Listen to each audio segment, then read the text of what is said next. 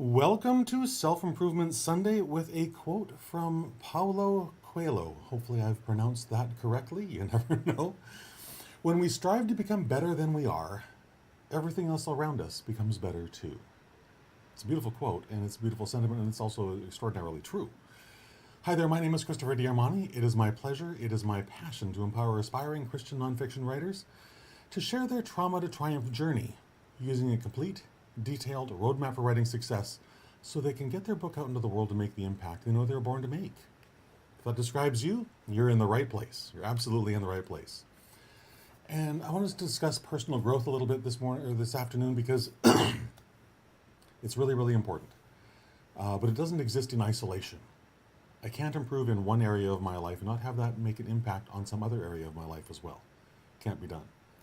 So it also, when you do this as well, it's going to impact not just your life or your relationship with your spouse or with your children or with your parents or with whoever. It's also going to make you a better writer. Make you a better writer just by improving who you are as a human being, how you think as a human being. It takes effort, absolutely, but it's so worth it.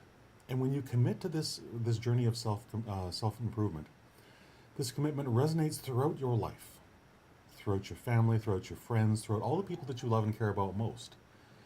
And this is a courageous decision. It truly is.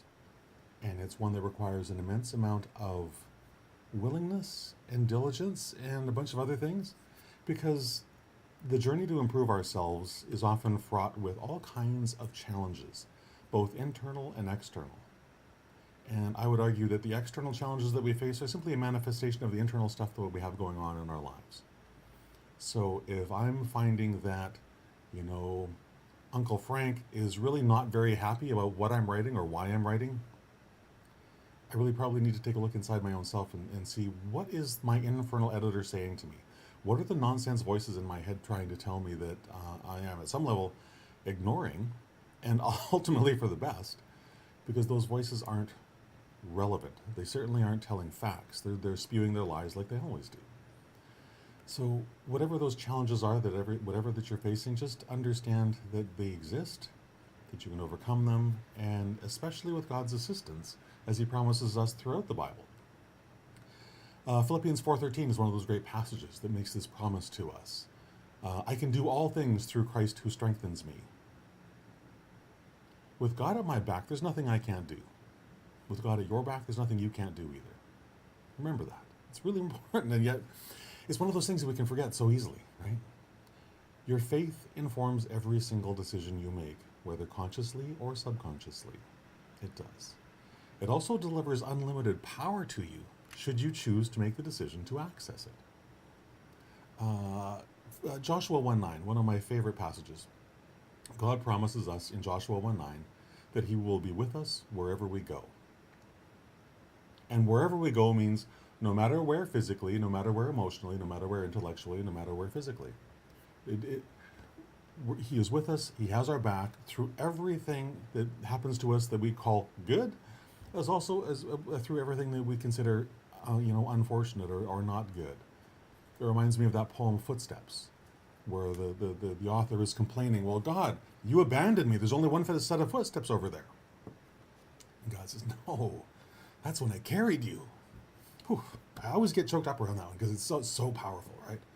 So powerful. So we need to remember, God always has our back through everything. Everything. And let me just move those slides forward a moment. Your journey to improve, to become a better person, inevitably, naturally, makes you a better writer as well. As I said at the outset, we can't become better in one area of our life without it lifting us up in other areas of our life as well. And that includes our writing. So the better a person I become, the better a writer I become. Because the better person I become, the more clearly I can express the ideas that are important to me, the ideas that I'm trying to get across to you, so that you can make the positive changes in your life, so that you can make the impact you were born to make. This journey of self-improvement helps you refine your craft, deepens your commitment to yourself and to your book, and thereby to your readers.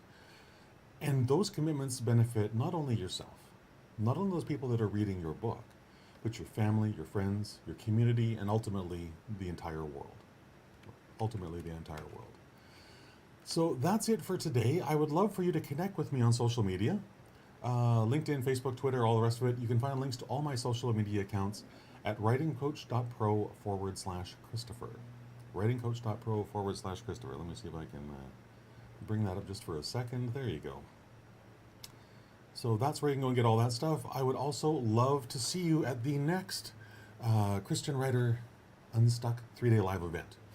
I just finished running a version of that, or the latest version of that, I should say, this past weekend, and it was so exciting. It was so much fun, and it was so really awesome for me to be able to watch some of those attendees just go poof, explode the possibilities of what they actually could do once they understood what their manuscript math number was, once they understood how easy it is to actually create a detailed outline. It was really, really fun to go through all that stuff, and of course, all the mindset stuff that I talk about here all the time. So